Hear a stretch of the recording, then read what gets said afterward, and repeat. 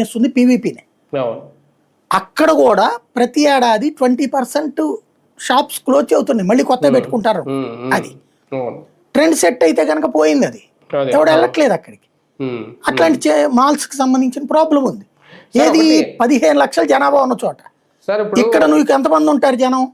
అవును, అసలు ఇప్పుడు ఉండరు కదా జనం అమరావతి ప్రాంతం, అది సమస్య. సార్ ఒకటి ఇప్పుడు మళ్ళీ అంటే ఈ ప్రకటనలు ఇవన్నీ చూస్తూ ఉంటే 15 ఏళ్ళ టైం ఇవ్వండానో లేదంటే మేము ముగ్గురం కలిసి ఉండాలనో, మళ్ళీ ఇలాంటి సిటీ ఇలాంటి నగరం రావాలంటే మీవేరా. ఇప్పుడు 2014లో ఏ స్టాండ్ అయితే అప్పుడు బాబు గారు తీసుకున్నారో, మళ్ళీ మేము వస్తేనే రాజధాని, మేము వస్తేనే పోలవరం, మేము వస్తేనే అభివృద్ధి అనేది, ఇప్పుడు కూడా సేమ్ అదే కాన్సెప్ట్లో ఇంకొకసారి లోకేష్ గారు, చంద్రబాబు నాయుడు గారు అదే కాన్సెప్ట్లో వెళ్తున్నారా? అందుకే ఈ ట్వీట్లు, ఈ 15 ఏళ్ల మంత్రాలు. అంటే ఈ 15 ఏళ్ళు అనే ఫార్ములా అందించింది పవన్ కళ్యాణ్, దాన్ని వీళ్ళు కూడా వాడుకుంటున్నారు.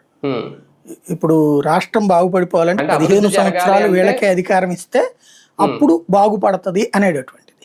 ఇప్పుడు మధ్యలో మళ్ళీ జగన్ వచ్చాడు అనుకోండి, అయ్యో జగన్ 5 ఏళ్లలో నాశనం చేశాడయ్యా, మళ్ళీ నేను మొదటి నుంచి బిగిన్ చేసుకోవాల్సి వచ్చిందని మళ్ళీ చెప్పుకోవడానికి ఇట్లా 50 ఏళ్ళు చెప్తానే ఉంటారు.